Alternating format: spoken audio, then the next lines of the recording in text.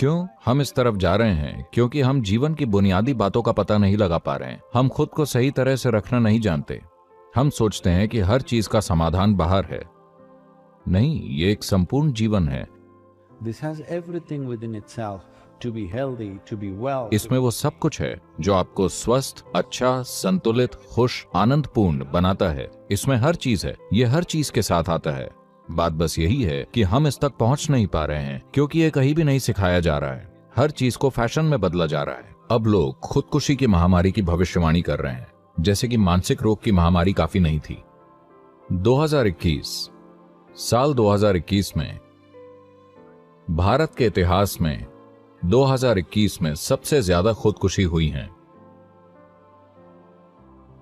1,30,000 से ज्यादा लोगों ने खुदकुशी की। 18,600 से ज्यादा लोग 18 साल से कम उम्र के। 7,200 से ज्यादा 15 साल से कम उम्र के बच्चे। 12-13 साल के बच्चे खुदकुशी क्यों करना चाहते हैं जब उनमें जीवन फूटना चाहिए? जब आप 12-13 साल के होते हैं तो आप में जीवन फूटना चाहिए, लेकिन वो खुद को मारना चाहते हैं। हम बुनियादी तौर पर कुछ गलत कर रहे हैं, है कि नहीं? नहीं तो बच्चे क्यों खुदकुशी करना चाहेंगे? लेकिन दुनिया में हर जगह ऐसा ही हो रहा है क्योंकि हमने इंसानों पर ध्यान नहीं दिया है। हम बाकी सब जगह ध्यान दे रहे हैं।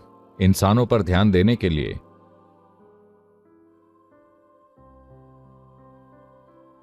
मूल रूप से मनुष्य में बाहरी कामों के लिए कुछ मात्रा में ऊर्जा तय होती है। बुद्धि चलाने के लिए कुछ ऊर्जा तय होती है, भावनाओं के लिए कुछ ऊर्जा तय होती है। इसी तरह अलग अलग ऊर्जाएं तय होती हैं। ये हर व्यक्ति के लिए अलग अलग होती है, पर आमतौर पर जो ऊर्जाएं तय की गई हैं, विशेष रूप से शारीरिक काम और भावनात्मक आयाम के लिए, ये दो ऐसी चीजें हैं जिनका आज की दुनिया में इस्तेमाल बिल्कुल नहीं हो रहा है। यही डिप्रेशन का मुख्य कारण है। मेरा विश्वास कीजिए, लोग कई मानसिक बीमारियों से पीड़ित बच्चों को मेरे पास लाते हैं। मैं उन्हें सिर्फ एक बात बताता हूँ, कोई खेल जो उन्हें पसंद हो, तैराकी, टेनिस, कुछ भी, और संगीत।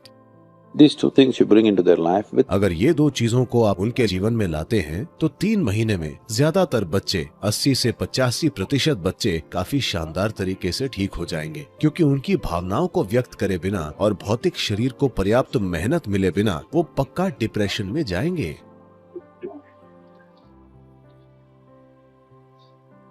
आजकल ऐसा हो गया है, सूर्योदय मतलब लोग अपने फोन स्क्रीन पर देखते हैं, सूर्यास्त मतलब लोग अपनी फोन स्क्रीन पर देखते हैं। हाँ, तो हमारे जीवन की मदद करने वाले और उसे मैनेज करने वाली सभी चीजों के साथ संबंध खो देना, ये भविष्य की एक गंभीर चुनौती होगी। पर ये एक चीज है जो आप कर सकते हैं। अगर आपके बच्चे हैं तो छुट्टी मनाने के लिए उन्हें मुंबई, बेंगलोर, दुबई या दूसरी जगह पर न ले जाएं। बस उन्हें किसी जंगल में ले जाएं, या उन्हें किसी छोटी सी नाव पर ले जाएं, या कुछ भी। उनका प्रकृति से जुड़ना जरूरी है। आप देखेंगे कि बच्चे बहुत उत्साहित हो जाएंगे और वो कितना शामिल हो जाएंगे।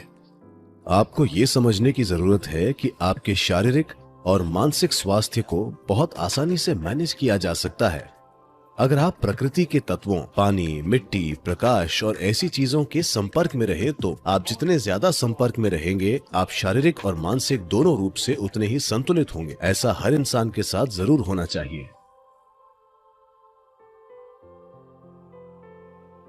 इस देश में हमने भोजन के ऐसे नियम बनाए हैं। अगर आपको सिर्फ शारीरिक काम करना है तो आप एक तरह से खाते हैं, मानसिक काम हो तो दूसरा तरीका। पर आज हम में से कोई भी वैसी स्थिति में नहीं है। हमें शारीरिक और मानसिक दोनों ही तरीकों से तेज होना पड़ता है ना? सिर्फ शारीरिक या सिर्फ मानसिक मेहनत के दिन गए। हम सभी को शारीरिक और मानसिक दोनों रूप से अच्छा होना चाहिए। इसीलिए सही तरह का खाना खाना बहुत जरूरी होता है। विशेष रूप से कुछ चीजें जो बहुत सकारात्मक हैं, वे हैं ऐशगार्ड या सफेद पेठा। अगर आप हर दिन 1 गिलास सफेद पेठे के रस का सेवन करते हैं तो आप साफ देखेंगे कि आपकी बुद्धि अपने आप तेज हो जाएगी। आप मानसिक रूप से बहुत तेज हो जाएंगे, अभी से कहीं ज्यादा। खासकर बच्चों को सफेद पेठे का रस जरूर पीना चाहिए। सफेद पेठे का जूस पिएं, इससे आपको भारी मात्रा में ऊर्जा मिलती है और साथ ही ये आपको बहुत ज्यादा शांत रखता है। शहद का रोजाना सेवन भी आपके लिए अद्भुत काम कर सकता है। खासकर आपके घर में बच्चे हैं तो शहद को अपने भोजन का एक हिस्सा बनाएं। मानसिक स्थिरता, शारीरिक खुशहाली और जीवन शक्ति, बस रोजाना शहद खाकर इन सभी चीजों को काफी बढ़ाया जा सकता है।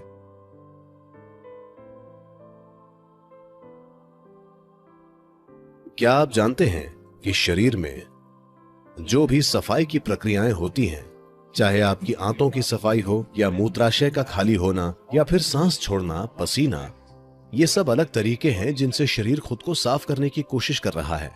इन सभी चीजों में सब लोगों के शरीर की काबिलियत अलग अलग होती है। अगर आपका स्वास्थ्य अच्छा है, अगर आपकी सेहत बिल्कुल बढ़िया है और अगर आप सही तरह का खाना खा रहे हैं, तो जब आप मल त्यागते हैं तब आपकी बड़ी आंत में कुछ भी, एक तिनका भी नहीं रहना चाहिए, सब कुछ निकल जाना चाहिए। योग विज्ञान में यह बहुत ज्यादा महत्वपूर्ण है, बड़ी आंत का साफ होना, वरना उसका असर आपके दिमाग पर होगा। वाकई आपका कोलन या बड़ी आंत का साफ न होना और मानसिक गड़बड़ी, ये दोनों चीजें सीधी जुड़ी हुई हैं। योग विज्ञान की जीवन की समझ के अनुसार सुबह जागने के बाद 20 मिनट के अंदर स्वाभाविक रूप से अगर आंतें खुद को पूरी तरह से खाली नहीं करती हैं, that means you're in ill health or you're heading there quickly. तो यानी कि आप बीमार हैं या आप शारीरिक और मानसिक रूप से जल्द ही बीमार होने वाले हैं। इन दोनों में से कोई भी जो आप में ज्यादा कमजोर है वो पहले खराब होगा। अगर आप आयुर्वेदिक डॉक्टर के पास जाते हैं तो आपकी जो भी समस्या हो, सबसे पहले वो आपकी आंत साफ करेगा, क्योंकि बड़ी आंत को साफ रखना बहुत जरूरी है। आपके पास अभी सिर्फ 4 चीजें हैं जिनका आप उपयोग कर सकते हैं: आपका शरीर, आपका मन, आपकी भावनाएं और आपकी ऊर्जा।